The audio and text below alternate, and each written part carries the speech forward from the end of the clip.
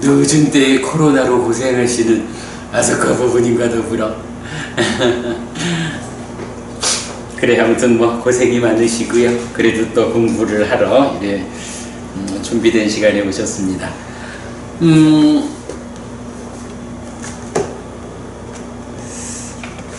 우리가 지금 맞지마 니까야 152개 경전 관통을 마치고 품별정리라는 이름으로 4년 전 시작한 공부부터 뒤집어 보는, 그래서 4년의 공부 성과를 더해 가지고 시작하는 공부부터 보충해 나가는 과정을 한 주에 한 품씩을 진행하도록 하겠다라고 품별정리라는 이름으로 시작했어요.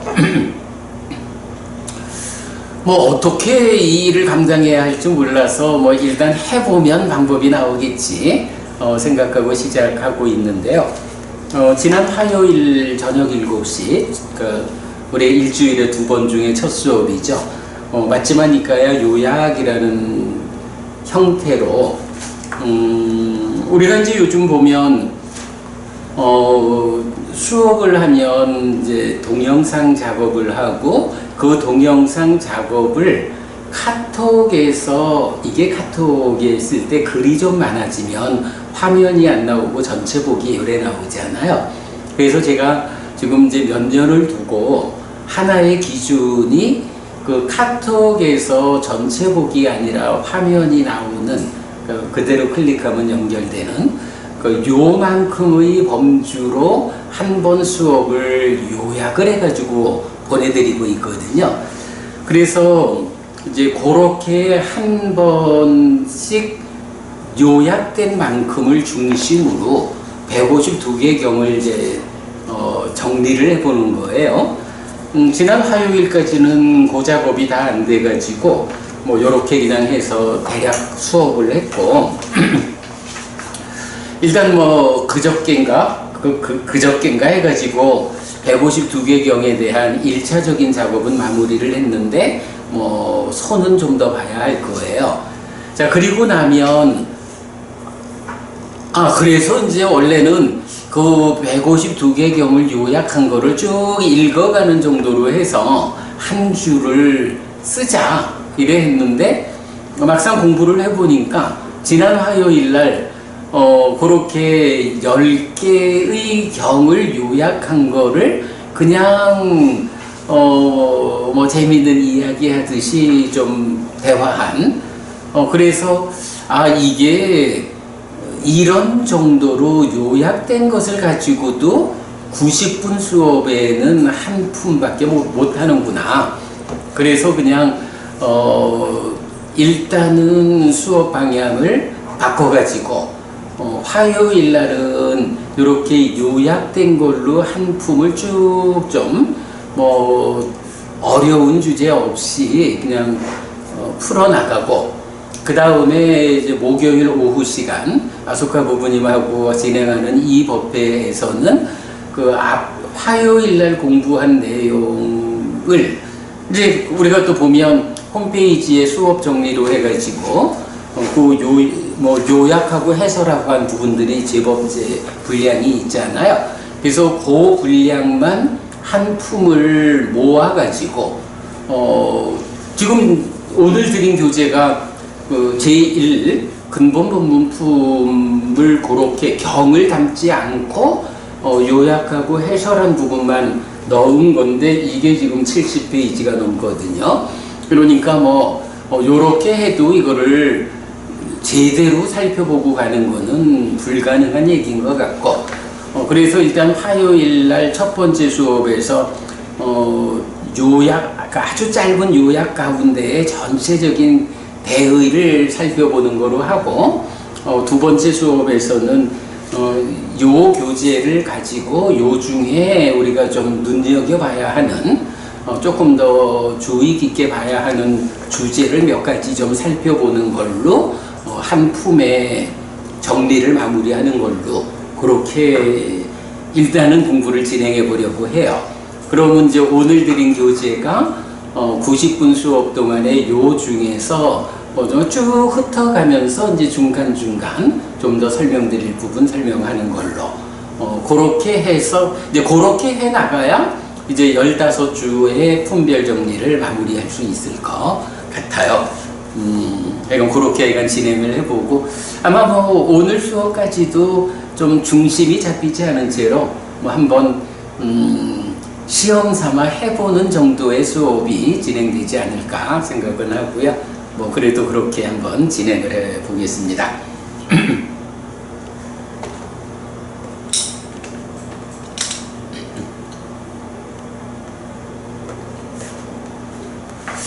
예, 일단 이제 표지에 보면 물라 파리야야 왔고 근본 법문경, 근본 법문품 왁가 와로 아사모에서 이 첫 번째 품에 있는 10개의 경이 그야말로 비할 바 없이 뛰어난 품이다. 15개 품 중에 오직 이 품에만 요런 표현이 있다라는 거 설명했죠.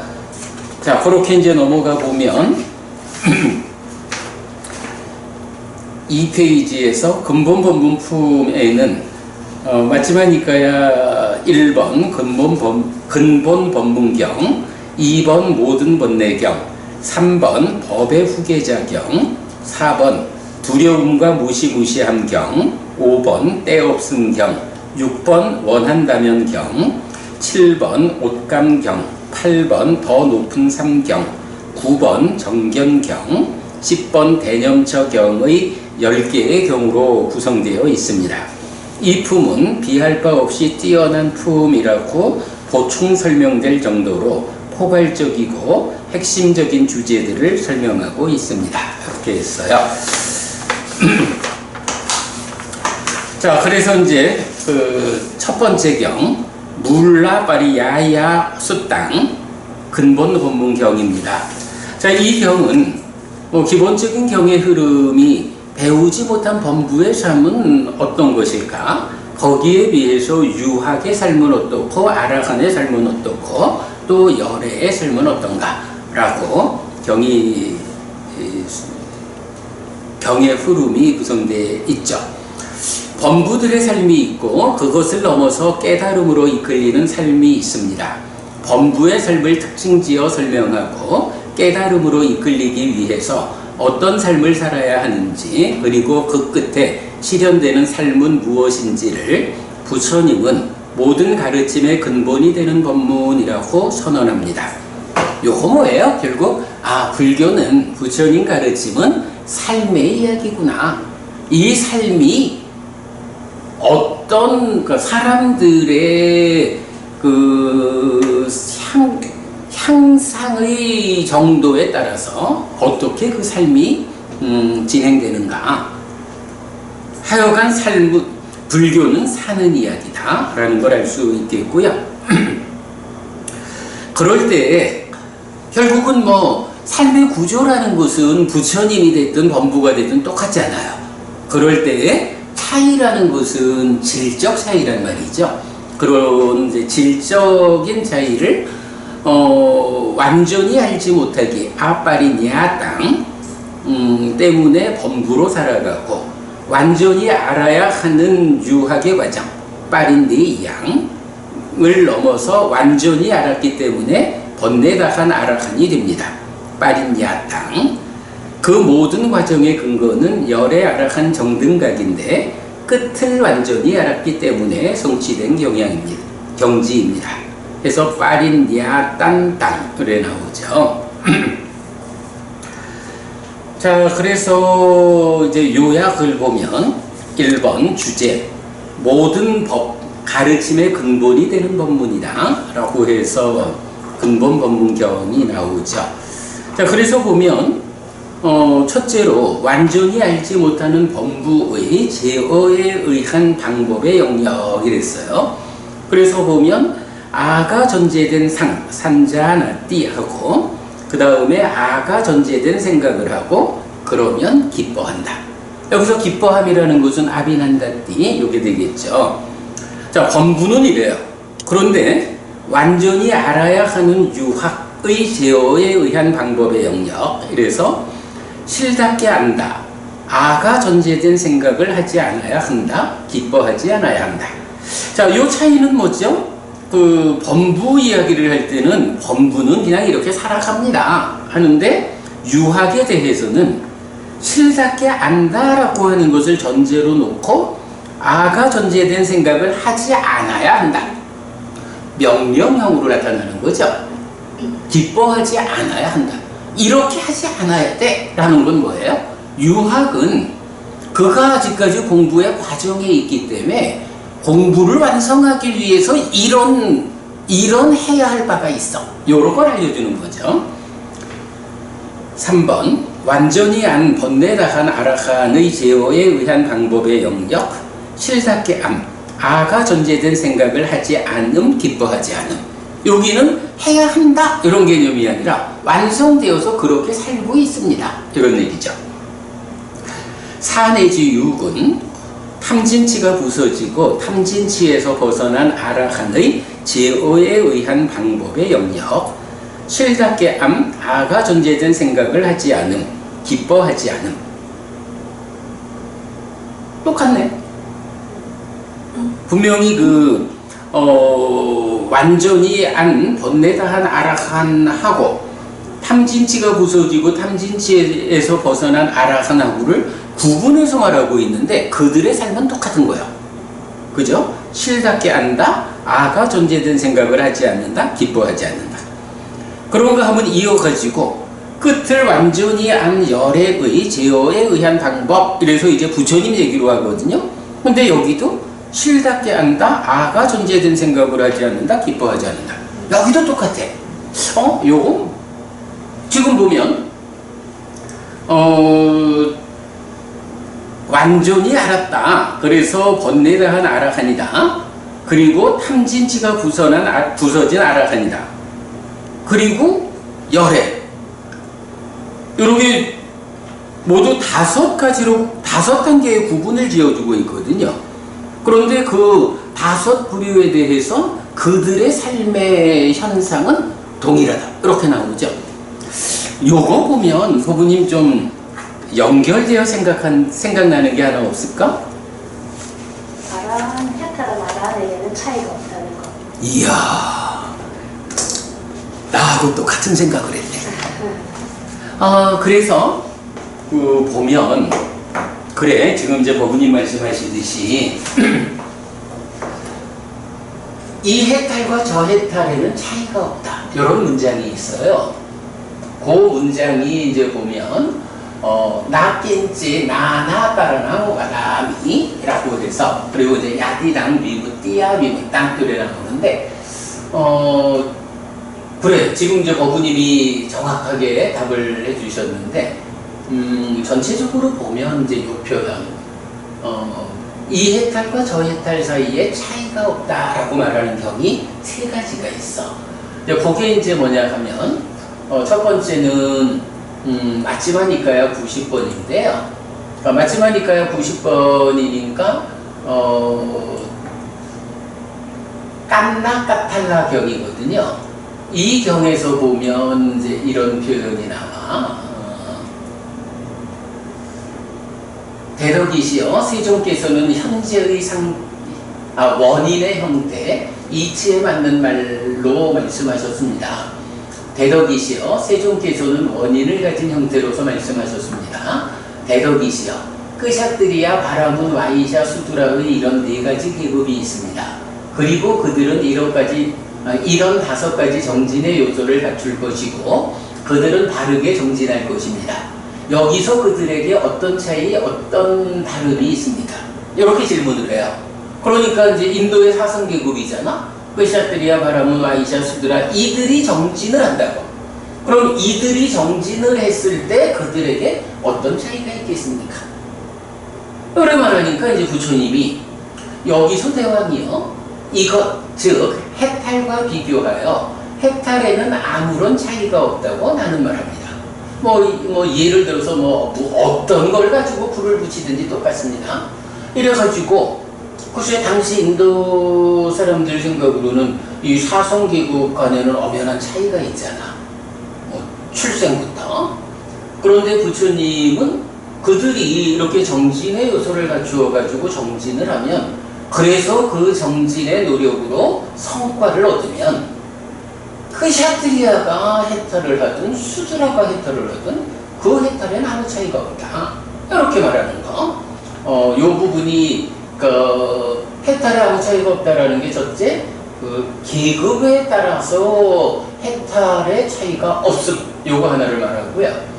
그 다음에 두 번째가 이제 우리가 그 병경은 많이 보죠. 병문안 가가지고 뭐 할 때. 그래서 이제 그 병문안을 가가지고 이제 부처님이 마하나마에게 이제 쭉 이제 조금씩 더 높은 단계로 이끌어주는 거야. 그러다가 이제 마지막에 만약 그가 저는 범천의 세상으로부터 심을 거두어 들여서 유신의 소멸에 심을 확고하게 하였습니다. 라고 말하면 마하나마요, 이렇게 해탈된 심을 가진 제가 신자에게 번뇌로부터 해탈된 심을 가진 비구에 의한 해탈과 비교하여 해탈에는 아무런 차이가 없다고 나는 말한다. 우리가 이제 그 제가자의 성취한도를 불한자, 출가자의 성취한도를 하락한, 이렇게 보잖아요. 그런데 이제 조금은 예외적인 경우가 발견된다 하는데, 이 경우 같은 경우도 지금 제가자가 해탈하는 경우를 말하고 있거든요.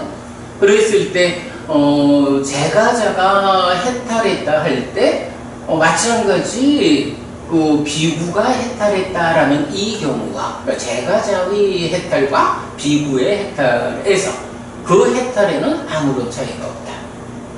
해탈이라는 게 왜 그래? 이게 어떤 제가자의 치우친 문제를 해결하는 거, 출가자의 치우친 문제를 해결하는 거, 이거 아니잖아. 출제가를 막론한 중생 모두에게 공통되는 번뇌를 부숨으로써 해탈하는 거잖아. 그러니까 그 번뇌가 부서진다라는 데는 출가자용 번뇌와 제가자용 번뇌가 따로 없는 거야. 그래서 제가자가 해탈해서 아라한이 됐든 출가자가 해탈해서 아라한이 됐든 그 모두에게 해탈은 아무런 차이가 없다, 이렇게 말하고요. 그 다음에 이제 또 하나가 요거는 이제 안구따라니까요, 다섯의 모음 31번 수마나경이라는 경인데, 이제 수마나 공주하고 부처님하고의 대화야.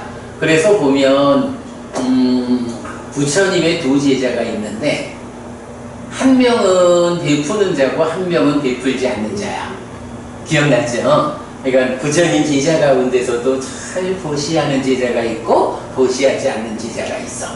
그러면 그들의 미래가 어떻게 될까요? 차이가 있나요? 라는 의미인데, 그들이 죽어가지고 하늘에 태어났다 라고 할 때, 베품에 의해서 하늘에 태어난 자와 베풀지 않고 하늘에 태어난 자와 거기에서는 그 신들에 대해서는 차이가 있다, 이런 얘기. 그래서 이제 쭉 차이가 있다라는 이야기를 설명을 하는데, 이제 마지막에 가서 만약 대덕이시여 그 두 사람이 아라한을 성취하면 아라한을 성취한 그들에게 대덕이시여 차이가 있고 다름이 있습니까? 여기 수많아요. 이것 즉 해탈과 비교하여 해탈에는 아무런 차이가 없다고 나는 말한다 라고 해서 해탈 이전의 과정은 그가 이렇게 공덕을 지었느냐 공덕을 짓지 않았느냐 하는 게 그들의 미래의 삶에 영향을 미쳐서 차이가 있는 거야. 그런데 어쨌든 그들이 깨달아서 중생의 삶에서 벗어났다, 해탈했다 라고 하면 그 해탈된 경지는 동일하다, 이렇게 말하는 거. 그래서 일단은 해본 요 표현, 나낀지 나나가라는 와담이 해서 아무런 차이가 없다고 나는 말한다 라고 해서 해탈에 대해 설명하는 요게 금방 세 개 봤지만 사성 계급에 대한 문제, 출가자와 제가자의 문제, 또 살아서 지은 공덕의 부재. 이런 거 보면 또 앙굴리말라 같은 경우도 생각나죠. 앙굴리말라가 참 최악의 악인이었잖아. 그런데도 그가 깨달아서 해탈해서 깨달음을 성취하니까 동일한 아라함일 뿐이야. 이런. 그래서 이제 방금 그러니까 근본법 문경에서 이게 사실 어찌 보면 되게 애매한 거예요. 분명히 부처님이 그 배우지 못한 법부와 유학 그리고 잘 알았다 번뇌다 한 아라한 탐이 부서진 진이 부서진 치가 부서진 이런 아라한들에 이어서 끝을 완전히 알았다라고 하는 10가지를 말하는데 정작 그들의 삶의 방법 실답게 알았어. 아가 존재된 생각을 하지 않아. 기뻐하지 않아. 요거에 대해서는 동일한 거야. 근데 요거는 이건 요렇게 우리가 법부님도 정확하게 답을 받죠. 해탈에서는 이미 해탈하고 나면 이 해탈과 저 해탈은 차이가 없다라는 부분은 우리가 주목해야 할 것 같아요. 자, 그리고 이제 8번 가면 소망은 괴로움의 뿌리다 라고 한 뒤에 유로부터 생이 있고 활성 존재에게 노사가 있다 라고 알아서 모든 점에서 애들의 부서짐 이탐 소멸 포기 노음으로부터 위없는 다른 깨달음을 깨달은 열애의 제어에 의한 방법의 영역 해서 실답게 아가 전제된 생각을 하지 않음 기뻐하지 않음 그랬거든요. 8번째도 결국 열애의 경우를 말하는데 여기서는 이제 소망은 괴로움의 뿌리다. 이걸 괴로움의 뿌리가 일반적으로 고집성제는 가래잖아. 근데 가래를 구성하는 몸통이 소망과 탐이죠. 그러니까 탐이 괴로움의 뿌리다 라고 나타나는 요 문장.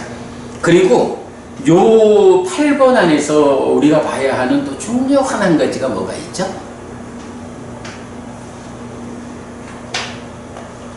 소망은 괴로움의 뿌리다 라고 한 뒤에 유로부터 생이 있다. 요거죠. 여기님 여기 네. 유로부터 생이 있다. 그리고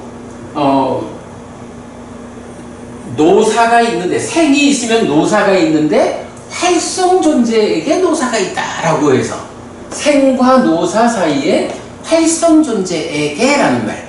그러면 이렇게 유라는 존재 상태에서 몸이 묻어지면 다시 또 태어났지. 그러면 태어남을 조건으로 늙고 죽음이 있는데 이 늙고 죽음이라는 삶의 과정의 주체가 누구냐 하는 것을 태어나면 활성 존재에게 노사가 있다라고 해서 요 그림을 그려주는 아주 결정적인 답을 여기서 주죠. 그런가 하면 또 다른 경우에서는 유지되는 경우에 활성 존재에 의해서 유길이 이렇게 나오는 거 볼 수가 있죠. 그래서 이제 이 경우에서는 이렇게 소망이 괴로움의 뿌리다. 그러면 이렇게 태어남이 있을 때 활성 존재에게 노사가 있다라는 요 부분 아주 주목해야 되는 가르침이죠. 자, 그리고 나면 뭐 대상의 문제들 쭉 있어요. 뭐 같은 얘기 하고 있고. 자, 5페이지로 넘어와서 해설 부분 볼게요.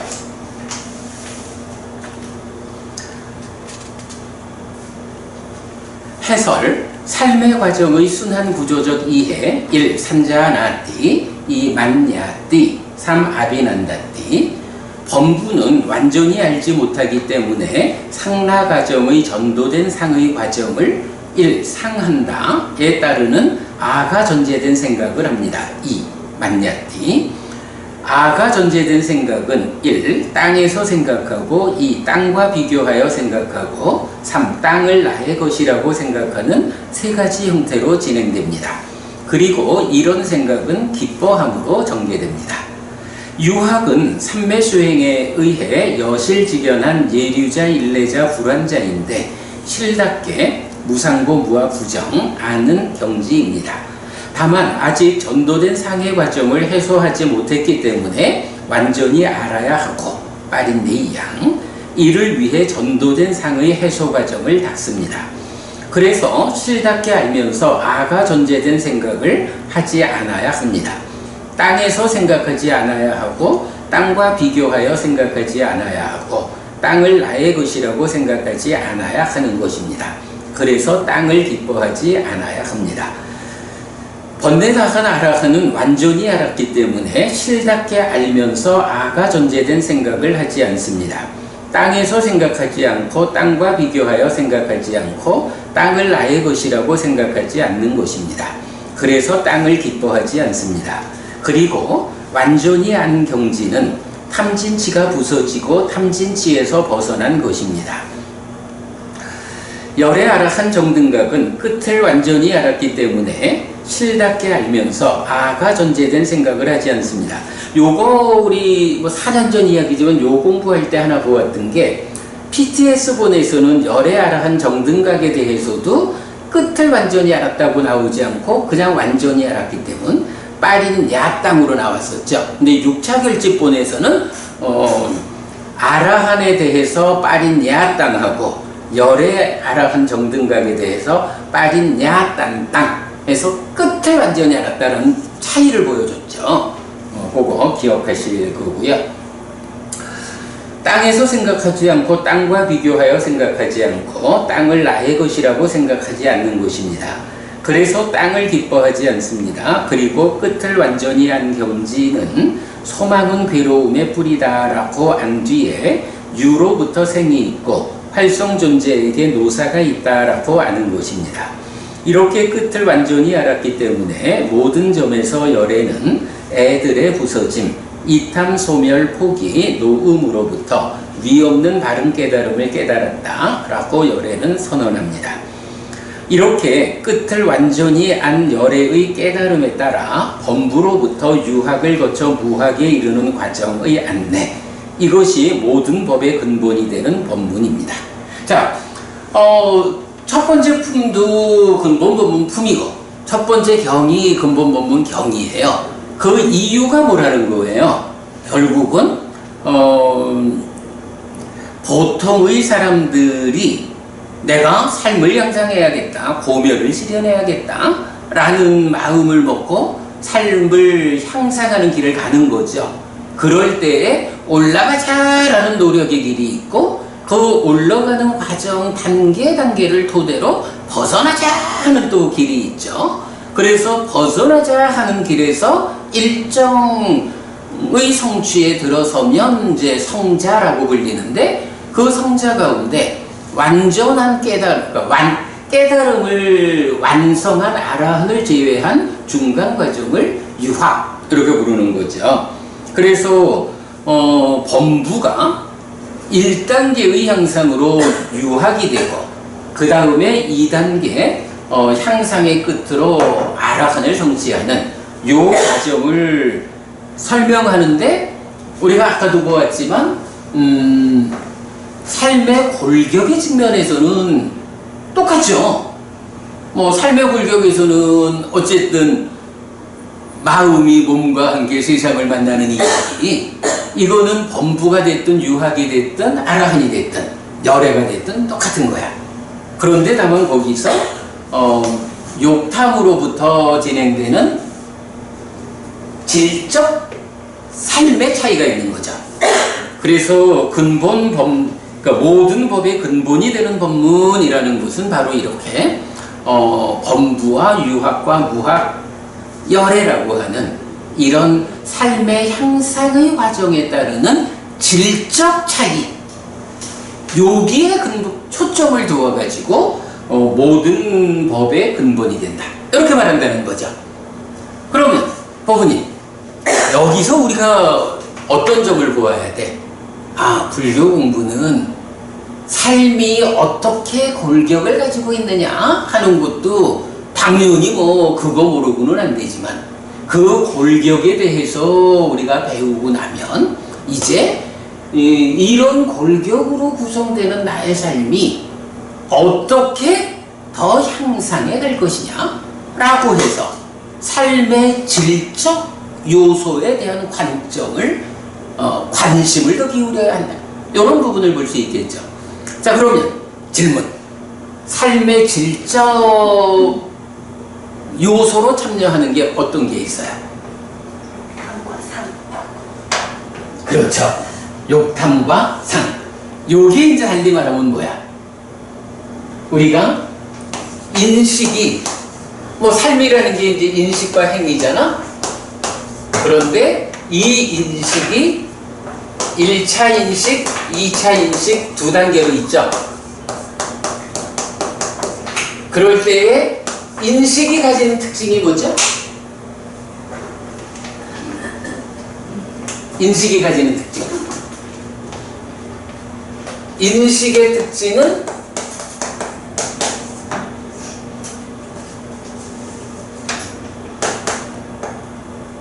두 개의 주관. 두 개의 주관이니까 공동주관이죠. 그리고 하나의 객관. 인식은 이렇게 진행이 되는 거죠. 그럴 때에 이 두 개의 주관, 공동주관이 하나는 삶의 골격에 의한 주관이고 하나는 질적 참여를 하는 거죠. 요런 인식에서의 특징을 놓고 볼 때 1차 인식과 2차 인식. 1차 인식에서 하나의 객관이라는 것은 유배입처죠. 그런데 두 개의 주관, 공동주관이라는 게 하나는 안이비설신의 육네이처, 하나는 욕탐 이렇게 오는 거고, 그럴 때에 안이비설신의 육네이처는 골격의 측면에서의 주관이고 욕탐이라는 것은 질적 측면에서의 주관이다. 요거 보는 거죠. 그랬을 때에 골격이라는 것은 중생이 난 그가 인간이든 짐승이든 신이든 유학이든 아라한이든 열애든 몸으로 살아가고 있는 한에는 골격은 동일한 거죠. 다만 거기에서 질적 주관, 질적으로 참여하는 이 주관이 욕계 중생의 탐을 싣고 오느냐, 뭐 이런 이 욕탐의 질에 의해서 삶의 질이 달라지는 거죠. 그래서 욕계 중생의 인식을 하느냐, 색계 중생, 무색계 중생, 성자들 이런 식으로 달라지는 그렇기 때문에 이제 방금 제가 질문한 질적 차이가 결국은 모든 법의 근본이 되는 법문이라는 게 이렇게 범부로부터 유학, 무학에 이르는 과정을 안내하는 거. 이거 질적 차이다. 그러면 그 질적 차이를 가져오는 요소가 뭐냐라고 하면 1차 인식에서는 그게 욕탐이고 2차 인식으로 오면 생겨난 식이 골격의 측면에서의 주관이고 상이 질을 담당하는 공동주관으로 참여하고 수가 객관이죠. 그래서 삶의 질을 결정하는 것은 바로 이렇게 공동주관인 욕탐과 공동주관인 상이다. 그런데 이 상이 상라가정이라는 전도된 상으로 있을 때 전도된 상으로서 2차 인식의 주관으로 참여할 때 번뇌라고 부르는 요거까지 하는 거죠. 욕탐과 번뇌가 삶의 질을 결정하는 거다. 그래서 모든 법의 근본이 되는 법문은 바로 이렇게 삶을 골격의 측면에서 삶의 메커니즘, 연기, 12연기 이해해야 하지만 그 중에 중요한 것은 이렇게 욕탐을 제어하자, 번뇌를 부수자라고 하는 삶의 질적 측면에서 대응해서 얼마만큼 삶을 향상해 갈 거냐. 이게 부처님이 설하는 모든 법의 근본이 되는 것이다. 이런 의미로 보면 되겠죠. 네. 법우님 저기 수업하다가 수업하기 힘들 것 같으면 얘기해. 괜찮겠어? 다른 건 괜찮은데 한 번씩 그래, 하여간 저기 법우님이 알아 판단하셔요.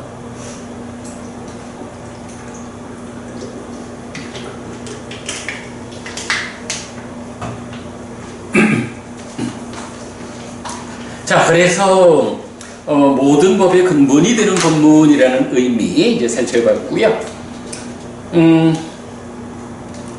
그런데 이 경에서 공부해야 하는 주제는 전도된 상의 과정, 아가 전도된 생각, 기뻐함의 해석입니다 했는데 그 부분이 이제 8쪽으로 가보면 8쪽으로 가보면 삶의 과정의 순환 구조적 이해라고 해서 그림이 그려져 있죠. 자, 이 그림은 뭐 단순하죠. 이게 순환 구조적 이해라는 것은 어떤 의미예요? 지금 보면 산자나띠 상한다, 만냐띠 생각한다, 기뻐한다, 아비난다띠 이렇게 이제 있잖아. 이거를 상 다음에 기뻐하고 그 다음에 의업에서 만냐띠 생각하고 이렇게 한 줄만 볼 수가 없다는 거야. 순환 구조라는 건 뭐냐 하면 생각한 다음에 또 돌아와 가지고 이 과정을 다시 밟아가잖아. 그렇기 때문에 경은 많은 경우에 상하고 기뻐하고 생각하고 이렇게 나타나기도 하지만 또 다른 경우로는 상하고 생각하고 순환해 갖고 와가지고 기뻐하고 이런 식. 그러니까 1, 2, 3, 4, 5하고로 진행되는 순서라는 게 고정된 순서가 없는 거예요. 왜냐하면 1, 2, 3, 4, 5 하는 것도 1번, 3번, 5번 갔다가 순환해 와가지고 다시 2번, 4번 이래 갈 수도 있는 거야. 순환 구조적으로 경을 이해하는 거 굉장히 중요하죠. 어쨌든 우리가 12연기를 이렇게 작은 순환고리, 큰 순환고리, 잠재 순환고리 이렇게 해석을 한 게 경을 읽어내는 큰 힘이 되죠. 네, 여기서는 하여간 산자나띠 상하다, 그리고 만야띠 생각하다, 그리고 순환해 와가지고 아비난다띠 기뻐하다. 이렇게 본 거. 그리고 이제 사실 여기서는 이런 이야기 가운데 성스러운 사람을 만나지 못하고 이래 해서 훈련되지 못한 범부의 경우, 그리고 성스러운 사람을 만나고 이래서 훈련된 잘 배운 성스러운 제자, 이 용례가 사실은 굉장히 비중 있게 나타나는 거 기억하죠. 그래서 거기서 보면 특히 유신견에 대한 이야기, 또 무아에 대한 이야기, 이제 뭐 굉장히 몇 달 걸려가지고 우리가 이 모든 용례를 다 공부한 적이 있죠. 그거 이 자리에서 기억하고 넘어가기로 하겠습니다. 그 다음에 11쪽으로 가볼게요.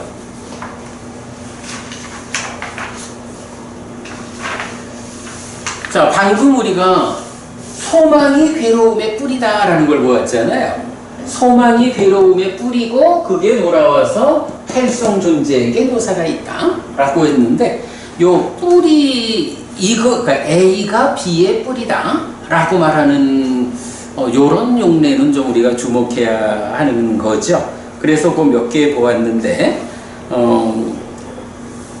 네 가지를 제시하면서 1, 2, 3, 4가 두카, 괴로움의 뿌리다 이렇게 말하는 것들이 있어요.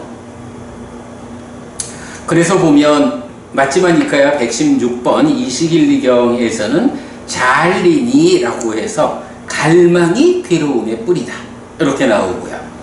그런가 하면 또 우빠디, 이게 재상의 근저라고 한 고쳤네. 재생의 조건이죠. 우빠디가 괴로움의 뿌리다 해서 재생의 조건이 괴로움의 뿌리다 라는 거 여러 경에서 나오고요. 그 다음에 또 이제 중요한 게 찬다, 관심이죠. 욕탐. 찬다가 괴로움의 뿌리다 이렇게 나오는 거 있고, 그 다음에 오늘 본 거지만 난디, 소망이 괴로움의 뿌리다 라는 거. 그래서 보면 잘리니라는 개념은 사실 많이 안 나오거든요. 요 단어는 많이 안 나오는 단어인데 그래도 갈망이라는 의미를 가지는 이 단어가 괴로움의 뿌리다. 재생의 조건이 괴로움의 뿌리다. 재생의 조건, 우파디는 너무너무 중요한 용어죠. 그게 괴로움의 뿌리다. 찬다, 관심이 괴로움의 뿌리다. 이건 말할 것도 없죠. 그리고 난디, 소망이 괴로움의 뿌리다. 당연히 가래가 괴로움의 뿌리니까 그래야 되고요. 자, 다음 장 넘어가면 우리가 이 소망과 반대되는 개념을 실망, 아가라는 단어로 대응을 시키고 있는데 그 아가, 실망을 놓고서 가래가 실망의 뿌리다. 이런 용례가 있는 거 참고하기로 하고요. 그 다음에 이제 빠짝빛다라고 해서 갈망이라는 용어가 있는데 요거 이제 앞에 잘리니하고 이건 의미가 비슷한 거야. 근데 앞에서 잘리니, 갈망이 괴로움의 뿌리였잖아. 근데 다른 용어를 쓰지만 뭐 거의 같은 개념으로 접근한다면 왜 갈망하지? 갈망이 잘리니라 하든 빠짝빛다라 하든 갈망이라는 걸 하면 괴로움이 생긴다고. 괴로움이 뿌리다. 왜 갈망하지? 이게요. 무상고무화 부정이라고, 뭐 무상고무화라고 그 삼법인에 의해서 존재를 실상 그대로 보아내게 되면 갈망할까? 갈망하지 않을 거야. 근데 상라가정, 상라가라고 하는 전도된 관점으로 무언가를 보니까 상라가니까 요거 해가지고 갈망을 하잖아. 그러니까 그런 갈망하는 것이 괴로움의 뿌리가 된다. 그러면 그 갈망은 왜 갈망하는 거예요? 무상고무화라고 존재하는 것들을 삼법인 바르게 알지 못하고 상락아라고 전도되게 아는 것. 요것 때문이다. 그래서 이제 갈망의 뿌리는 안냐나, 무지, 알지 못하는 것이다. 여기서 무지라고 말하면 뭐 거의 무명하고 비슷한 의미가 되죠. 그지? 무명이라는 것이 무명은 즐거운 느낌에 대해서 상락아라고 하는 상이 그 무명부가 참여해서 즐거운 느낌을 항상 한 거라고 잘못하는 것이 무명이잖아. 즐거운 느낌에 대해서 그러니까 무상하다고 바르게 알지 못하는 무지, 이렇게 보면 되죠. 무명하고 무지하고가 거의 비슷한 거죠. 그래서 이제 여기서 안냐나, 무지가 갈망의 뿌리다, 이렇게 말하고 있죠. 자, 이렇게 어떤 개념의 뿌리에 대한 이야기까지 좀 살펴보았어요. 자, 이렇게 첫 번째 경에 대해서, 이 첫 번째 경이 뭐하여간 그거 참 기억하죠? 그 경을 이제 부처님이 설법을 마치니까 비구들이 기뻐하지 않았다. 부처님 말씀을 듣고 비구 보통은 다 열애는, 그러니까 세전은 이렇게 말했다. 그 비구들은 즐거워하면서 세전의 말씀을 기뻐했다. 이렇게 끝나는데 이 경만 기뻐하지 않았다. 워낙에 어려운 거야. 알아들을 수가 없는 거야. 이런 얘기죠. 그래서 제가 며칠 전에도 그 얘기를 했지만 참 과학의 발전으로 우리가 이렇게 시각적 자료를 바탕에 놓고 네이처의 인식의 골격의 측면이 있고 질적 측면이 있고 순환하고 이런 얘기를 하니까 그래도 좀 알 것 같잖아. 그런데 부처님께서 그냥 오직 선형적으로 말로 모든 것을 설명해야 하는 시점, 그 시점에서는 사실 굉장히 이해하기 어려운, 기뻐하지 못하는 상황도 있을 수 있는 거죠. 이 경이 유일한. 그러니까 삶을 이렇게 질적 관점에서 보고 이해하는 것은 부처님한테서 직접 가르침을 들은 비구들조차도 기뻐하지 못할 만큼 어려운 주제다. 그걸 우리가 공부하고 있는 거죠.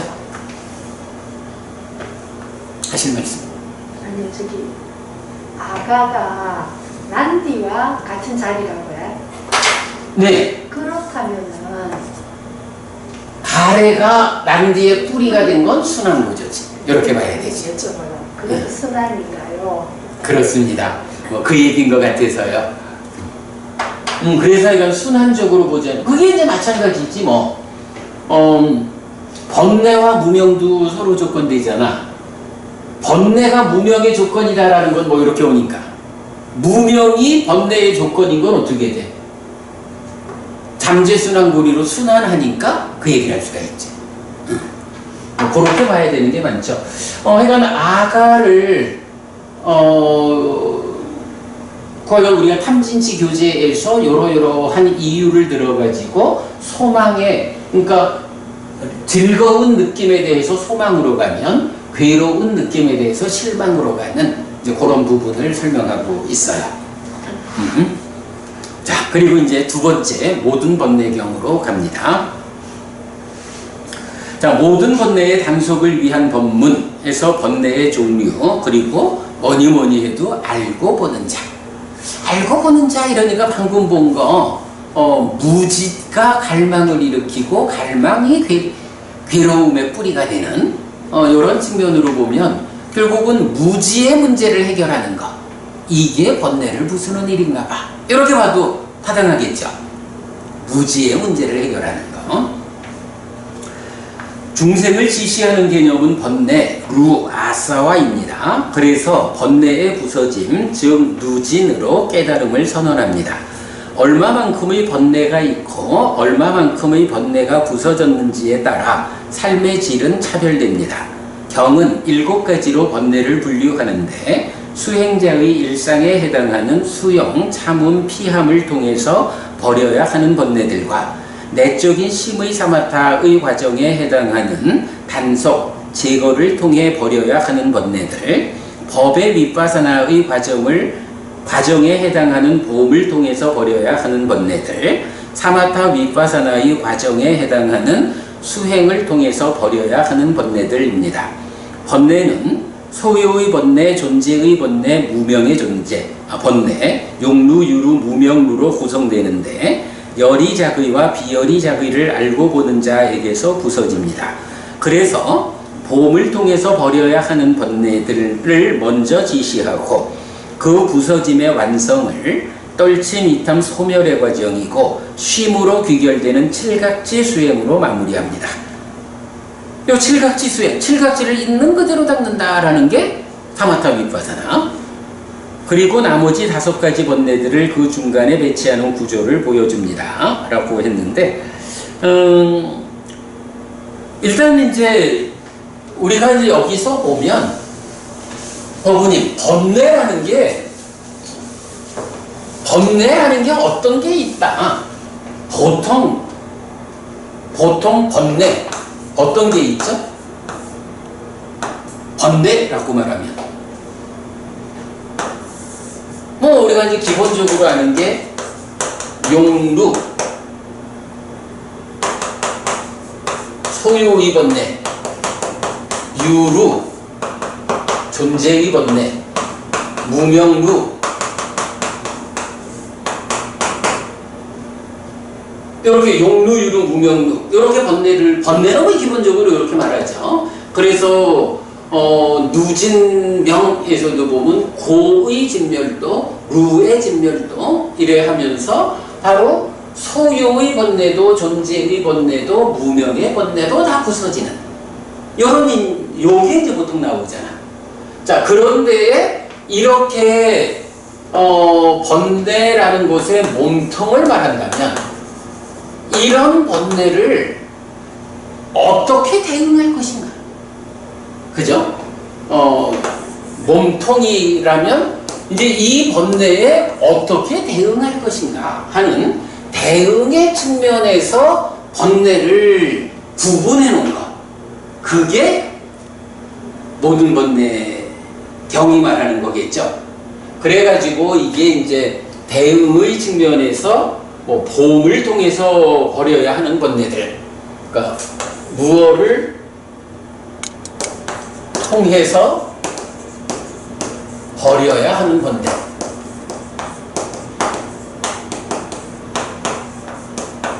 그러니까 일반적으로는 번뇌라는 거는 용루, 유루, 무명루라고 그 몸통을 말하고 있어.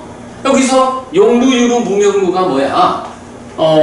무명루라는 것은 상락, 악의 번뇌여서 그대로 무명을 불러일으키는 거고, 용루유루는 정상이라고 말해서 깨끗함의 경향인데 그게 욕계 수준이냐 색계 무색계 존재의 수준이냐 이래가지고 무명루, 용루, 유루 이렇게 나누는 거잖아. 이렇게 이제 번뇌라고 하는 것을 몸통으로 말하는데 어떻게 그 번뇌를 대응해서 해소할 거냐라고 할 때 바로 이 표현 무엇을 통해서 버릴 수 있느냐 이렇게 해소의 측면, 대응의 측면으로 번뇌를 설명하는 게 이 경이다. 그래서 번뇌가 무엇이죠? 라고 하면 이렇게 그 몸통으로의 용루유루 무명루 거기에 대한 대응 방법에 의한 7가지 분류 이렇게 2가지를 측면으로 보면 되죠.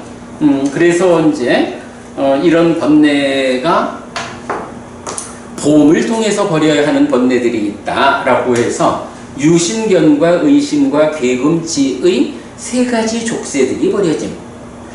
3가지 족쇄가 버려진다라는 거를 봄을 통해서 버려야 하는 번뇌들 이랬거든. 번뇌하고 족쇄하고는 어떻게 되는 거야? 그게 그거야. 이래봐도 되지 않을까? 그지? 번뇌하고 족쇄하고가 전혀 다른 거다 이러면 번뇌를 봄을 통해서 번뇌를 버려야 하는데 보는 이를 통해서 버려지는 게 뭐냐 하면 족쇄야. 그러면 번뇌하고 족쇄하고가 어떤 이유에서 구분해서 말하고 있지만 그게 그거야. 뭐 이렇게 볼 수도 있는 거야, 그죠? 근데 사실 뭐 족쇄라고 하는 게 족쇄가 오상분결 하면 뭐야? 무명, 들뜸, 자기화, 색탐, 무색탐. 요거 뭐 다 번뇌가 작용하고 번뇌와 연결된 과정에서 나타나는 것들. 그러니까 번뇌와 족쇄라는 것을 결국 중생이도록 올가매는 것들 이런 관점에서 유사하게 보는 거죠. 물론 뭐 그거를 그렇다고 번뇌와 족쇄가 딱 같은 거 이렇게 말할 건 아니지만 그것을 이렇게 커다란 영역에서 하나의 관점. 족쇄도 내가 중생의 삶에서 벗어날까요? 하면은 가긴 어딜 가지마 하고 발목 잡고 매달리는 게 족쇄라면 번뇌라고 하는 이것도 그러한 족쇄에 묶인 삶의 과정이 잠재해가지고 그대로 그 족쇄에 묶이는 삶에서 벗어나지 말라고 공동주관으로 그런 질적으로 참여하는 게 번뇌잖아. 이런 영들 다 이제 유사한 개념이죠. 그러니까 여기서 봄을 통해서 버려야 하는 번뇌로 유신견, 의신, 계금치라는 3가지 족쇄 이렇게 표현하고 있는 것. 뭐 그런 맥락으로 보면 되겠죠. 단속을 통해서 버려야 하는 번뇌들 해서 기능을 단속하지 않을 때 생기는 번뇌, 걱정, 열기들 이렇게 있고요. 수용을 통해서 버려야 하는 번뇌들, 의식주와 약품을 수용하지 않을 때 생기는 번뇌와 걱정과 열기들, 참음을 통해서 버려야 하는 번뇌들, 추위와 더위와 허기와 갈증, 그리고 몸에 생겨난 몸에 속한 느낌들을 참지 않을 때 생기는 번뇌와 걱정과 열기들이 없음. 피함을 통해서 버려야 하는 번뇌들, 피해야 할 것들을 피하지 않을 때 생기는 번뇌와 걱정과 열기들이 없음. 제거를 통해서 버려야 하는 번뇌들, 소유, 분노, 폭력의 위탁과와 반복 생겨나는 악한 불성법들을 제거하지 않을 때 번뇌와 걱정과 열기들이 있다. 그러니까 이렇게 해서 생겨나는 것들 이렇게 대응해서 버려야 한다. 그리고 마지막에 수행을 통해서 버려야 하는 번뇌들, 떨침, 이탐, 소멸의 과정이고 쉼으로 기결되는 칠각지를 수행하지 않을 때 생기는 번뇌와 걱정과 열기들이 있는데 요거 수행을 통해서 버려야 한다. 그래서 떨침과 이탐과 소멸의 과정이고 쉼으로 기결되는, 쉼이라는 게 뭐죠? 알라야라고 하는, 일단 가래가 생겨나면 어떻게 돼? 가래가 가지는 알라야, 잡는 성질이 있잖아. 그러니까 중생으로 있는 한 가래라는 짝과 함께 있는 한 늘 붙잡는 일을 하고 있지 한 번도 쉬지 못하는 거야. 그 가래가 부서졌을 때, 더 이상 잡지 않게 되었을 때, 한 번도 쉬지 않고 붙잡던 이 일을 비로소 놓을 수가 있는 거야. 그걸 놓아버렸을 때 쉬는 일이 가능해지는 거죠. 네. 그렇게 이제 보면 되겠고요. 자, 그래서 모든 번뇌경에서는 이렇게 번뇌를 몸통으로의 용루, 유루, 무명루 대응의 관점에서 무엇을 통해서 버려야 하는 번뇌인가 하는 두 관점에서 번뇌를 말하는데 그 중에 대응의 측면에서 번뇌를 설명하는 것이 모든 번뇌경이다. 이렇게 보고 넘어가죠? 굉장히 조금 어색해요. 어떤? 그 제거를 통해서 버려야 하는 번뇌들 있잖아요. 여기 소유, 분노, 폭력의 이따가와 반복 생겨나는 확산불성법들을 제거하지 않을 때 생겨나는 번뇌와 걱정과 열기들이 없음이라고 해야 안 하실 것 같은데. 나도 아까 내가 왜 이걸 이렇게 썼지? 하고 고민을 하면서 들여다봤거든. 이유가 하나 있더라. 화살표더라. 화살표라는 거. 네. 그러니까 제거를 통해서 버려야 하는 번뇌들에서 화살표를 해가지고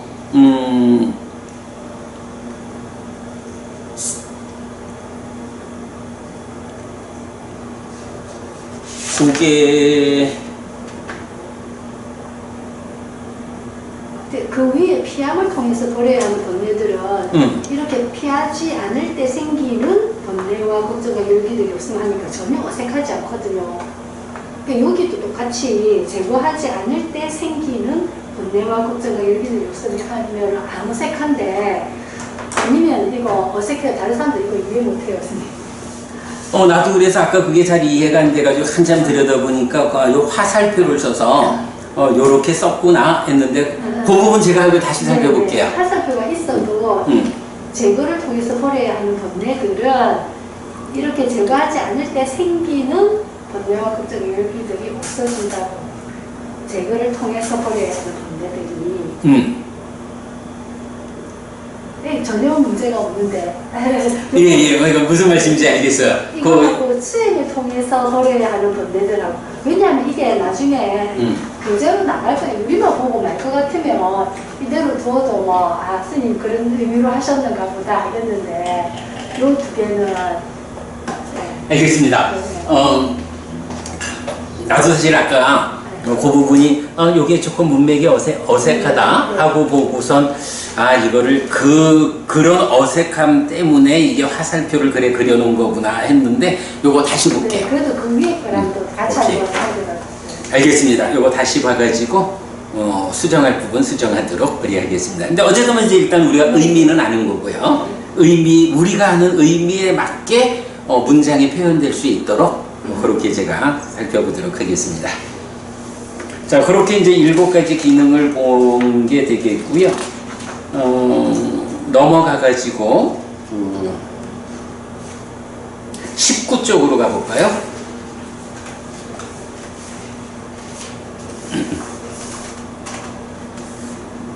(19쪽) 가면 이제 치는 무명 더하기 번뇌다라고 이렇게 이제 그림으로 그려놨는데 요게 약간 사실은 탐진이라고 하는 것은 그 위치도 명확하고 그것이 무언가라는 것도 우리가 나름대로 정확하게 해석을 해낼 수가 있잖아요. 근데 치라고 하는 것은 사실은 되게 좀 애매한 거야. 그런데 탐진치도 있는가 하면 망진치도 있단 말이야. 그래서 치라고 하는 개념이 좀 애매한 어려움이 있는데 일단은 그래도 여러 경들이 설명하는 그 문장의 구조를 가지고 우리가 해석하기를 무명과 번뇌가 서로 조건되기 때문에 서로 조건된다라는 것은 제각각으로는 존재의 의미를 갖지 못하는 거야. 함께 할 때 비로소 의미를 갖는다. 이래가지고 번뇌가 참여할 때 무명이 생겨나고 무명을 조건으로 번뇌가 생겨나는 이런 무명과 번뇌가 하나의 개념으로 존재하는구나.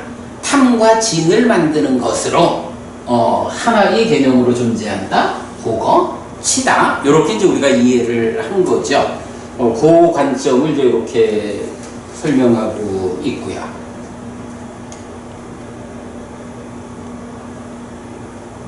네, 일단 이제 그 개념 여기서 본고로 하고 여기까지만 하고 이제 2번 경은 넘어가도록 하겠습니다. 자, 그 다음에 이제 23쪽으로 갑니다.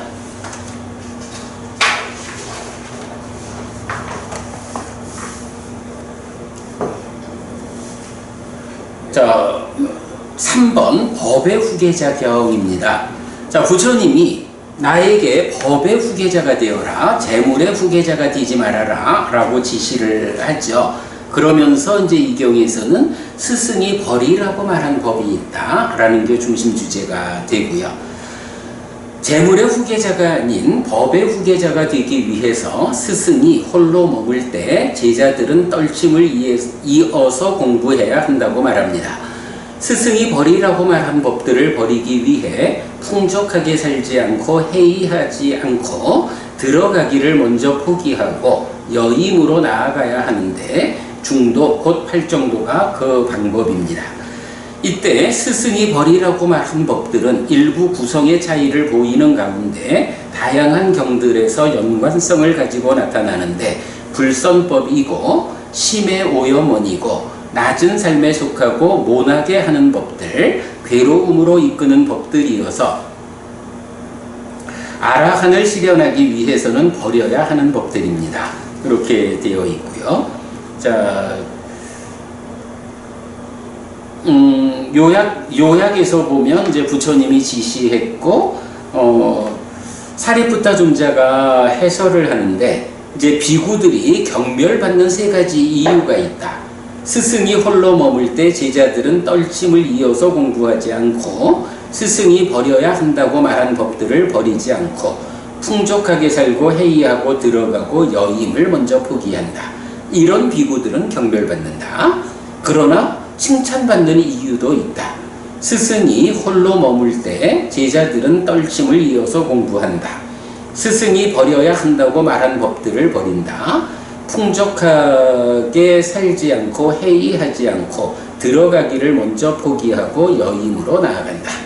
자, 여기서 보면 어쨌든 이제 떨침이라는 개념, 스승, 그 부처님이 법을 설할 때 뭐 그냥 그 자리에서 공부하는 거와 별개로 이제 부처님이 들어가서 제자들이 홀로 있을 때 그런 제자들이 무엇해야 하느냐 라고 할 때 첫 번째로 떨침이라는 개념을 말하는 거예요. 떨침이라는 개념이 어디에서 발견되죠? 칠박지.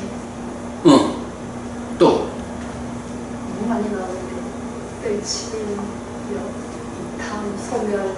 그러니까 대표적으로 보면 떨침이라는 말이 초선이 어떻게 나와? 떨침에서 생긴 희화라 이렇게 나오잖아. 그러니까 초선이라고 하는 초선은 사실은 이제 그 첫 번째 토대를 갖춘 거잖아. 그죠? 9단계 구차제 중 9단계의 토대 중에서 첫 단계 초선을 성취했다라고 할 때도 떨침에서 생긴 희화라 이래가지고 소유적인 삶을 떨쳐낸 거잖아. 그렇게 그 삼매수행의 말하자면 첫 자리를 차지하는 거기도 떨침에서 생긴 희화라. 소유적인 삶, 욕계를 넘어서 가지고 색계라고 하는 그 안정됨에 올라섰어. 요것도 있고, 그런가 하면 이제 그래 너무 많이 나온다 했지만 7가지 보리군법 모두 다 적용돼서 나오는 게 떨침과 이탐과 소멸의 과정이고 쉼으로 기결되는. 그래가지고 뭐 칠각지 대표적으로 말할 때도 칠각지를 있는 그대로 닦는다라는 요 과정이 사마타 윗바사나인데 그거 말할 때 뭐라고 나와? 떨침 과정이요. 그렇죠. 떨침의 과정이고 이탐의 과정이고 소멸의 과정이고 쉼으로 기결되는 염각지를 닦는다 내지 사각지를 닦는다. 이래가지고 떨침, 이탐, 소멸, 쉼이라는 요 과정이 사마타 위파사나에 말하자면 다카 안에서의 최후의 수행 과정을 지시할 때도 떨침으로 나오는 거죠. 사실은 이게 그 자리를 지시할 때는 보통은 염무, 이탐, 소멸로 나오잖아. 그지? 그런데 이렇게 보리문법들에 대해서 말할 때는 떨침의 과정, 이탐의 과정, 소멸의 과정이고 쉼으로 귀결되는 이런 특별한 흉내를 보여주죠. 떨침이 어쨌든 가장 중요한 두 자리, 그지? 삼매를 처음 삼매를 성취해가지고 이제 내가 첫 번째 토대를 만들었어. 첫 번째 토대에서 벗어나자 하고 나가볼 거야. 이 자리. 그리고는 딱가 안에 들어와가지고 떨침, 이탐, 소멸 이런 떨침의 두 자리에 대해서 우리가 기억을 해야 할 거죠. 그러니까 스승이 홀로 머무실 때 제자들이 이렇게 떨침을 이어서 공부해야 한다. 이런 초선 그러니까 삼매를 성취해서 토대를 갖추는 일, 그 다음에 떨침의 과정, 이래야 되는 사마타 비파사나의 과정, 이거를 공부하고 있어야 되는데 그런 공부를 안 하고 있으면 어떻게 된다고? 그런 비구들은 경멸받아. 그런 얘기죠. 그거 잘하고 있으면 칭찬받아. 요 얘기. 그리고 이어서 스승이 버려야 한다고 말한 법들 해가지고 16개의 법이 이제 중심으로 나오죠. 자, 그래서 이제 스승이 버려야 한다고 말한 법이 망과 진, 화와 원한, 위선과 악의, 질투와 인색, 사기와 교활, 고집과 격분, 자기화와 오만, 잠김과 반일, 8쌍의 16개로 나오고 이 법들을 버리는 방법이 중도인 팔정도다. 이렇게 나오는 거죠. 선생님, 이게 들어가는 건 뭐예요? 들어가기를 먼저 포기한 거예요? 이게 이제 대중적으로 들어가는 거가 말이 될 거예요. 그러니까 여임이라는 게 이제 대중들과 함께하는 이런 것을 여이고 홀로 사는 이렇게 되잖아.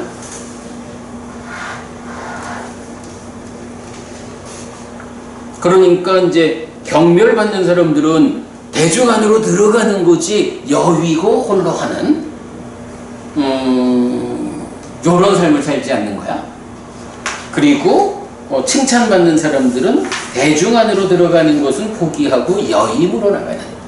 이래서 이제 위외가 떨침과 빠위외가 여임을 구분하는 게 떨침에 의해 가지고 거의 그 결과적인 측면으로 떨쳐내니까 소유를 떨쳐내니까 소유의 그러니까 욕탐이 없어. 이런 그런 이제 의미. 그래서 이제 들어간다 하는 것과 여임 떠난다 이렇게 표현하고 있죠. 자, 이렇게 이제 법의 후계자경 보고요. 그 가운데 이제 보면 이건 스승이 버려야 한다고 말한 법들을 시리 오따빠와 연결지어 가지고 요 이제 표가 있죠. 과도보도 괴로움인 것과 과도보도 락인 거 할 때 요거는 하여간 우리가 놓치면 안 되는 거예요. 과도보도 괴로움이다, 과도보도 행복이다 라고 말하는 세 가지가 있다. 10악업과 14도, 그리고 화 내지 교화를, 네 쌍 8개의 hil이 없음, 오따빠 없음. 요 세 가지는 과도보도 괴로움이다.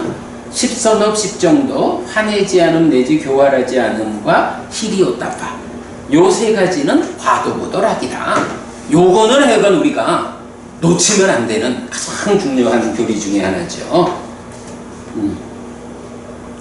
자, 그래서 이제 보면 그 밑에 스승이 버려야 그러니까 이제 이런 그 16 또는 17가지 불성법들이 있는데 스승이 버려야 한다고 이걸 말하면 맞지마니까야 3번이고 그거를 맞지마니까야 7번에서는 그게 스승이 버려야 한다고 말씀하신 그게 뭐냐 하면 심의 오염원이요. 왜 버리라고 했을까? 마음으로 음식이니까 버리라 하셨지. 이런 얘기죠. 그리고 그게 마지막이니까 8번 살레카스다. 더 높은 삼경으로 가면 그게 낮은 삶을 구성하는 거예요. 마음의 오염원이니까 삶을 낮은 삶을 구성케 하니까 버려야 한다. 이렇게 말하는 거예요. 마지막이니까 15번 미루어 생각함 경으로 가면 그게 사람을 원만하게 하지 못하고 모나게 하는 법이요. 이렇게 나오고 아사쿠라 작은경 마지막이니까 40번에 가면 그게 사문에게 적합하지 않은 실천이야. 그렇게 되는 거고요. 그리고 그런 것이 괴롭게 머물고 퇴보로 이끌고 지옥에 놓이고 지옥에 태어남으로 이끄는 것이야. 또 불선이고 결점이고 괴로움을 초래하고 보가 괴로움이고 거슬리는 법들이야. 그리고 아라한의 실현을 위해서 버려야 하는 것이야. 그래서 다양한 법들이 요 16 또는 17가지 불선법들과 관련해서 설명되고 있죠. 그 다음 장에 가면 이렇게 지금 말한 여러 가지들을 하나의 표로 그려봤어요. 그렇게 이해하기로 하고요. 자, 그 다음에 넘어갑니다.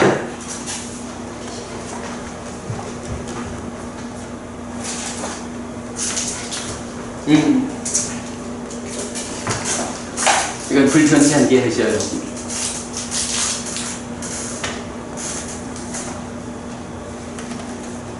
자, 마지막이니까 4번입니다. 두려움과 무시무시한 경인데요. 여기는 이제 자누소니 바라문하고 부처님하고의 대화인데 자누소니 바라문이 이제 그 부처님의 제자들이 다 그 부처님에 대한 믿음으로 출가해 있고 그래서 부처님이 그들의 선봉입니다. 그들을 이끌어주고 그 사람들은 부처님에게서 보이는 것을 뒤따라갑니다. 이렇게 말하는데 그런데도 깊은 숲속 외딴 거처는 참 극복하기 어렵습니다. 여임을 행하기 어렵고 홀로 있으면서 즐겁기 어렵습니다. 라고 말할 때 이제 부처님 삼매를 얻지 못한 비구에게 숲은 의 마음을 빼앗는다.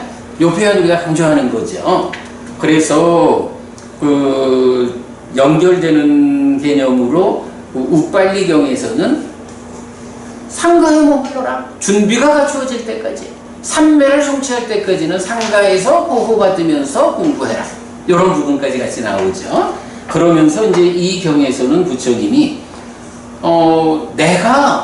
나도 깊은 숲속 외딴 거처에서 그의 마음을 빼앗는 그런 것들의 과정이 있었는데 나는 이렇게 그걸 극복했어 라고 그 두려움과 무시무시함을 직면함으로써 물리친 거죠. 고개 돌리지 않고 눈 뜨고 바라보는 이런 거죠. 그래서 사선삼명으로 깨달았다라는 건데, 자, 그 내용 보면 이제 29쪽에서 이 경에서 우리가 주목해야 하는 게 바로 여기서 부처님 내가 깨닫기 전에 깨달음 이전 깨닫지 못한 보살이었을 때 나에게도 그런 어려움이 있었어 라고 해서 깨달음 이전 깨닫지 못한 보살이었던 나에게도 라는 용례를 우리가 살펴보았죠. 그 다음에 이제 숲에 머금을 위한 확신의 이유라고 해서 이제 30쪽으로 넘어가면 부처님이 그럼에도 나는 숲에 머물 수 있었어. 왜 내가 숲에 머물 수 있었을까? 왜 나는 숲에서 그 일을 했을까? 라는 데 대해서 16가지로 나는 이러했기 때문에 깊은 숲속 외딴 거처에서 숲에 머물면서 수행할 수 있었어. 그게 뭐냐 하면 1 내지 4번은 청정한 몸의 업, 청정한 말의 업, 청정한 의 업, 그리고 청정한 생활까지 5 내지 9번이 5가지 장애를, 그래서 불간탐 부진의 해태혼침에서 벗어나고 심히 가라앉고 의심을 건넜기 때문에 숲속에 머물 수가 있었어. 10번 나를 칭찬하지 않고 남을 얕보지 않았고, 11번 소름 끼치는 곳에서 벗어났고, 12번 바라는 바가 적었다. 그래서 바라는 바가 적었고, 13번 열심히 노력하고, 14번 삿띠를 확립하고, 15번 삼매를 증득하고 16번 지혜를 갖췄다. 여기서 보면 13, 14, 15, 16은 5가지 기능 중에 4가지죠. 그러니까 믿음 하나가 빠지고, 그죠? 그럼 믿음은 여기 왜 없지? 5가지 기능처럼 보려면 믿음이 있어야 할 텐데. 부처님. 그렇지. 우리는 부처님한테 배우는 사람들이니까 부처님에 대한 믿음으로부터 출발해서 정진, 사띠, 삼매, 지혜를 갖춰야 되지만 부처님 당신의 이야기니까 믿음 이야기는 있을 이유가 없죠.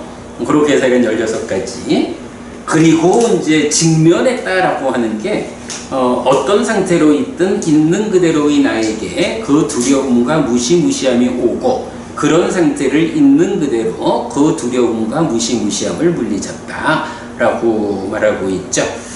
하여간 어떤 상황이 닥쳐올 때 두려움 때문에 고개 돌리지 않고 직면해가지고 정체를 확인함으로써 극복하는 이런 의미죠.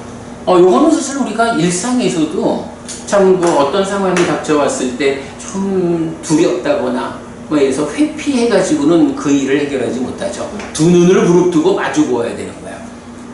요거 이제 복싱 선수들도 그 얘기 하잖아. 복싱 선수들은 눈이 좋다며. 상대방의 주먹이 내 얼굴에 부딪힐 때까지 눈 뜨고 봐야 된다며. 사실은 여기서 그런 의미를 말하는 거지. 아니 이게 생각해보면 이 깊은 숲속에 있다는 고초에서 휘 하는 소리가 나면 아이고 무서워 이래가지고는 못 산다고. 눈을 부릅뜨고 이 소리가 저 낙엽이 떨어지는 소리구나, 낙엽이 떨어지는 소리다라고 보아 알면 두려울 게 없다고. 그걸 직면해서 보지 못하고 아이고 무서워 하면 그 두려움에서 벗어나지 못하지. 이제 그런 측면이죠. 많은 사람의 이익을 위하여, 많은 사람의 행복을 위하여, 세상을 연민하기 위하여, 신과 인간의 번영과 이익과 행복을 위하여 혼란스럽지 않은 법을 갖춘 존재가 세상에 나타났다 라고 바르게 말하는 자가 말한다면 그것은 나에 대한 것입니다 라고 나타나죠. 자, 이렇게 깊은 숲속 외딴 거처에서 어떻게 그 두려움과 무시무시함을 극복했는가라는 부분 말하고 있고요. 자, 그 다음에 이제 5번으로 갑니다. 때없은 경입니다. 무탐무진 무치, 그러니까 보통 우리가 탐진치, 무탐무진 무치 이래 말은 하지만 이게 보통 나오기는 탐진치에다가 탐에 부서짐, 진에 부서짐, 치에 부서짐 이런 식으로 보통 나오잖아. 그래서 라가 카야 이렇게 나오는데 라가 도사 모아 해서 탐진치를 직접 부정하는 무탐무진 무치라는 요 세 쌍이 나오는 건 이 경이 유일하다라는 거고요. 때가 있는 사람과 없는 사람에서 자신의 상태를 모르는 사람과 아는 사람의 차별을 했어요. 그거 보면 자기 내면에 대해 때의 유무를 모르는 저열한 사람과 아는 뛰어난 사람의 차별을 설명하는 이 경은 유무보다는 모름과 알을 더 비중 있게 다루는 특징을 보여줍니다. 모르는 사람은 노력을 위한 동기가 부여되지 않아 저열한 상태로 죽을 것이고, 아는 사람은 노력을 위한 동기가 부여되어 향상된 상태로 죽을 것이기 때문인데, 때 있는 사람에게는 정진의 여부, 때 없는 사람에게는 정상의 작의 여부로 구분하고 있습니다 라고 했어요. 요거 어쨌든 근데 여기서 하나 중요하게 봐야 하는 것은, 여기서 말하는 때는 원어가 앙가나예요. 이 앙가나라고 하는 단어를 때라고 번역했는데, 이 때라는 말은 그냥 우리말로만 보자면 탐진치도 다 때 아니야. 그러면 때가 없다라고 하는 게 탐진치 없다 이렇게 볼 수 있느냐? 그런 건데, 만약에 탐진치를 때라고 봐버리면 탐진치가 없는 사람이 내 안에 탐진치가 없다라는 것을 몰라가지고 또다시 오염되는, 이건 말이 안 되잖아. 그래서 여기서는 우리가 놓치면 안 되는 게 안가나라고 하는 요 단어가 때라고 번역되지만 탐진치처럼 근본적인 오염을 말하는 건 아니에요. 그래서 이제 이 경에서는 그 때가 무엇냐 하면 악하고 불선한 것인 원함에 속하는 것들, 그것 때문에 화내는 것과 불쾌해하는 것, 이렇게 이제 설명되고 있거든요. 탐진치보다는 훨씬 표면에 있는 문제 요소들을 안가나 때라고 번역했다라는 것만 보면 되고요. 그럴 때에 있다 없다 보다도 있는 줄 알고 없는 줄 아는 게 더 중요하다. 알아야 대응을 한다. 요 개념 그렇게만 보고 넘어가겠습니다. 뭐 여러 가지 이제 내용들이 있는데 이런 경 보기로 하고 그 다음에 넘어가서 37쪽 갑니다. 6번 원한다면 경이거든요. 앞에서 안가나라고 하는 단어도 때라고 번역되면서 원함과 관련된 얘기를 했는데 여기서 원한다면이라는 것은 그런 원함이 아니고 내가 출가자로서 출가자의 삶을 살아가면서 원하는 게 있어. 어떤 것을 원하느냐 라고 할 때, 그러니까 앞에서 때와 관련된 때가 속하는 그런 원한과는 전혀 다른 측면에 원한다면 해가지고 여기서 이제 원하는 게 뭐냐 하면 39쪽에 가면 3. 원하는 것, 동료 수행자들의 사랑과 마음에 들어함과 존중과 존경이 있기를, 가사와 탁발 음식과 거처와 병의 조건으로부터 필요한 약품을 얻기를, 내가 가사와 탁발 음식과 거처와 병의 조건으로부터 필요한 약품을 사용하게 해준 그들에게 큰 결실과 큰 이익이 만들어지기를, 고운심으로 나를 기억하는 친지와 혈육인 주분이들, 돌아가신 분들에게 큰 결실과 큰 이익이 있기를, 내가 싫어함과 괴로움을 극복하기를, 싫어함이 나를 극복하지 않기를, 생겨난 싫어함을 거듭 지배하여 머물기를, 내가 두려움과 무시무시함을 극복하기를, 두려움과 무시무시함이 나를 극복하지 않기를, 생겨난 두려움과 무시무시함을 거듭 지배하여 머물기를, 높은 심에 속하고 지금 여기에 행복한 머무민 사선을 원하는 대로 어렵지 않고 고통스럽지 않게 얻기를, 색을 넘어선 무색의 평화로운 해탈을 몸으로 실현하여 머물기를, 예류자, 일례자, 불한자, 그리고 육신통까지, 이래서 모두 17가지를 원하는 거야. 이 17가지가 뭐예요? 나의 생활 가운데 어려움이 없기를, 또 나에게 도움 주신 분들에게 큰 공덕이 있기를, 뭐 그러면서 이제 더 들어가 가지고는 어때요? 내가 이런 앞에서 말했던 두려움, 무시무시함을 극복해서 잘 준비되어 가지고 사선을 원하는 대로 성취하고 그렇죠. 말하자면 양면의 달쪽까지도 가고 예류자 일례자 해가지고 나중에 육신통으로 해서 알아한다는, 그러니까 전체 과정이죠. 네. 이런 전체 과정을 내가 출가자로서 잘 대응해서 얻어가고자 한다면, 그거를 내가 원한다면, 말하자면 출가자의 본분을 갖추면서 살기를 원한다면 어떻게 해야 하느냐? 한마디죠. 한마디 뭐냐? 계를, 어디 갔어? 개에 충실하고. 네, 앞장에 있겠네. 계를 충실하고 내적인 심에 담았다. 선, 윗바사나를 닦으면서 빈집에 머물 것. 결국은 뭐 계를 지키면서 수행할 것, 요거지 뭐. 자, 여기에서 이제 내가 지난 수업에서 요 이야기 했던 거죠. 내가 가사와 탁발 음식과 거처와 병의 조건으로부터 필요한 약품을 사용하게 해준 그들에게 큰 결실과 큰 이익이 만들어지기를, 나에게 공양해주는 분들에게 큰 이익이, 큰 공덕이 돌아가기를 원하면 내가 할 일이 무엇이냐? 계를, 내적인 심의 사마타를, 선을, 윗바사나를, 이렇게 계를 지키는 가운데에 잘 수행하는, 결국은 배워 알고 실천하는 비구의 본분에 충실하면 그것이 가장 크게 공덕을 돌려주는 일이다. 이런 것도 이제 얘기했고요. 뭐 이제 다른 이야기들 다 넘어가고요. 자, 그 다음에 이제 시간이 다 됐으니까 빨리 마칠게요. 7번은 옥감경이죠. 이 옥감경에서는 딱 두 가지만 보죠. 그 앞에 3번에서 법의 후계자가 되어라 라고 할 때 나왔던 스승이 벌이라고 한 것들, 그것이 뭐 망과 진으로 시작하는 게 여기서는 간탐과 진해로 나올 뿐 나머진 동일하죠. 그러면서 앞에서 보았지만 그 16가지 법이 스승이 벌이라고 하신 그 법들이 심의 오염원이요. 그러면 마음에 오염원이 있으면 이 오염원을 씻어내야 되잖아. 마음에 이게 오염원을 씻는 일을 뭐라 하지? 몸에 때가 많이 묻었어. 몸에 묻은 때를 씻는 일을 뭐라 그래? 목욕.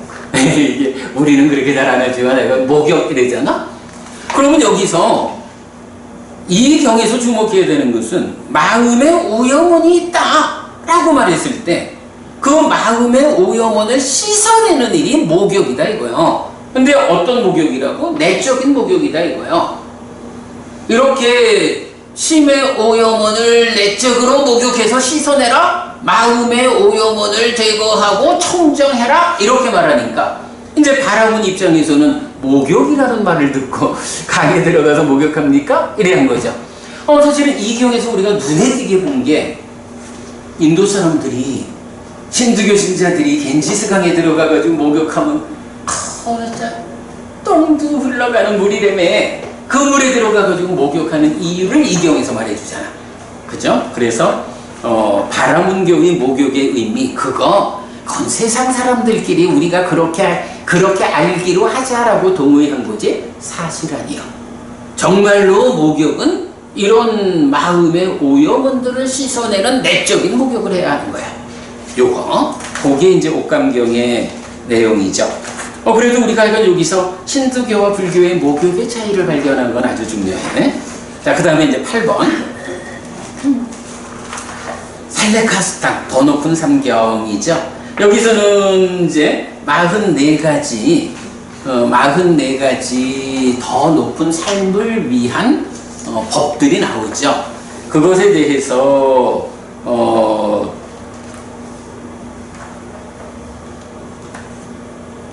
대해서 이제 그 47페이지 중간에 보면 그러면 더 높은 삶, 살레카는 무엇입니까? 이 질문에 대해 경은 44개의 항목으로 설명합니다. 44가지로 1. 더 높은 삶을 살아내고 거기에 2. 심을 일으켜야 합니다. 이 44가지는 3. 낮은 삶을 피하는 방법이어서 4. 높은 상태에 이르게 하고 5. 완전한 꺼짐, 즉 깨달아 열반을 실현하고 아라한을 성취하게 하는 방법입니다. 이렇게 표현되어 있죠. 경에서는 44가지를 이렇게 5번을 반복한다고요. 5번을 반복하면서 첫 번째, 이게 더 높은 삶이요? 이런 마음을 일으켜야 돼. 이게 낮은 삶을 피하는 방법이거든. 이게 높은 상태에 이르게 한다고. 이게 완전한 꺼짐, 아라한을 성취하게 하는 방법이요. 요거를 반복적으로 설명한다고. 그러기 때문에 우리가 이거를 이 44가지를 그대로 가지고 와서 초기 불교 100일 법문의 중심에 잡았고, 이게 불교 신자들 가정의 가훈이 되어야 한다. 포괄적 가훈이다. 이렇게 이제 우리가 설명하고 있죠. 그 내용 우리 이제 잘 공부해 알고 있고요. 이렇게 그 표로 다 나타냈고, 뒤에 가면 이 살레카, 더 높은 삶이란 단어의 용례까지도 이제 좀 다 소개하고 있고요. 자, 그 다음에 이제 가면 55쪽에 9번 정견경입니다. 정견경, 우리가 워낙에 자주 인용하는 경인데요. 이제 여기서는 그러니까 바른 견해를 5단계로 설명하는 거죠. 그래서 처음에는 업에 대해서, 업이라는 것이 어떤 것이 유익하고 무익하냐, 그 뿌리가 무엇냐. 10악업은 망과 진이 뿌리다. 10선언은 무망과 무진이 뿌리다. 여기까지 뿌리까지 하는 것이 바른견해요. 이런 거고, 그 다음에 사식과 사성제 12연기 그리고 번뇌까지에 대해서 이게 무언지 알고 그 진멸도를 아는 거, 진멸도를 아는 데까지를 가야 그게 바른견해요. 이렇게 말하는 거죠. 그리고는 하나 특별한 게 뭐죠? 바로 여기에서 12연기에 이어가지고 번뇌가 나와서 무명과 번뇌가 서로 조건된다. 요거를 이경이 보여주죠. 정말 이경에서 진짜 놓치지 않아야 되는 게 무명과 번뇌가 서로 조건된다라고 보여주는 거, 그거 놓치지 않아야 하고요. 뭐 그 내용이면 뭐 이건 뭐 우리가 뭐 그간 샅샅이 살펴본 경이죠. 자, 이제 마지막 65쪽으로 갑니다.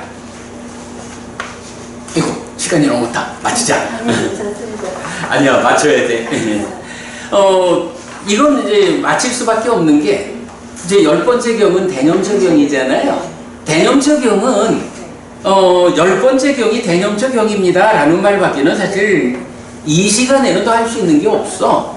이 대념처 경과 관련해 가지고 우리가 대념처 경 특강을 얼마를 했고, 또 아침 독성 시간을 통해 가지고 이 대념처 경과 신념처 경과 입출식념경 세 개의 수행을 대표하는 세 개의 경을 묶어가지고 수행의 본질을 꿰고 수행의 지도를 그려내는 일을 우리가 수도 없이 반복하고 있잖아요. 마지막이니까야 10번이 대념처 경이다. 똑같은 경이 디가니까야 22번으로도 있다. PTS본에서는 마지막이니까야 10번에는 법념적의 사성제 부분에서 상당 부분이 생략되어 있기 때문에 디가니까야 22번은 대념처경, 마지막이니까야 10번은 대자 빼고 영처경 이렇게 나오지만 6차 결집본에서는 안 그래요. 똑같죠. 그래서 똑같은 대념처경이 이제 두 번 있고, 뭐 그렇게 보면 되죠. 이 부분은 뭐 우리가 이 시간에서 어떻게 말할 수 있는 게 아니야. 이거는 그러니까 이 대념적용과 관련해서는 무지무지하게 많은 시간을 들여서 반복 강의하고 있다. 수행의 근본이다. 이렇게 보면 되죠. 자, 그냥 오늘 이게 그 첫 번째 경이 워낙이 그 정말로 그 질적 측면에서 접근하는 사는 이야기가 불교요. 사는 이야기에 대해서 질적으로 접근해가지고 삶의 질을 끌어올리는 게 불교예요. 요 한 개념을 보기 위해서 근본법문경에서 우리가 좀 많은 이야기를 했는데 뭐니 해도 가장 중요하죠. 자, 이렇게 해가지고 뭐 품별 정리니까 뭐 이렇게 대충 좀 훑어보는 거로 첫 번째 품에 대한 품별 정리를 마무리하겠습니다. 자, 이렇게 해서 마칠까요? 삼마삼부토 바가와 스와카토 바가와타 담모 숲바티판노 사와카 상보띠. 세존은 전등각이시다. 세존으로부터 법은 잘 설해졌다. 제자들의 상가는 잘 실천한다. 찌란띠타뚜로 가스밍 삼마삼부타 사사난띠. 전등각의 가르침이 이 세상에 오래도록 머물기를. 이차마항 얀양야지똥 양마마 아싸 디가라땅 히타야 수카야띠. 오랫동안 나에게 이익과 행복을 주는 자선행을 실천하리라. 이당다낭 페따낭 니아띠 살로 히타낭 우빠까빠뚜. 이당다낭 페따 니아띠 살로 히타 파리분잔뚜띠. 이 무시가 돌아가신 신주와 혈육들에게 도달하기를. 이 무시를 돌아가신 신주와 혈육들이 사용하기를. 오늘도 우리가 훌륭한 법의 등을 함께 달았습니다.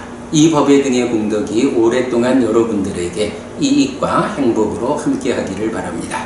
또한 오늘의 이 법보시의 공덕이 여러분 생각하시는 그분들에게 도달하고 사용되기를 바랍니다. 수고하셨습니다.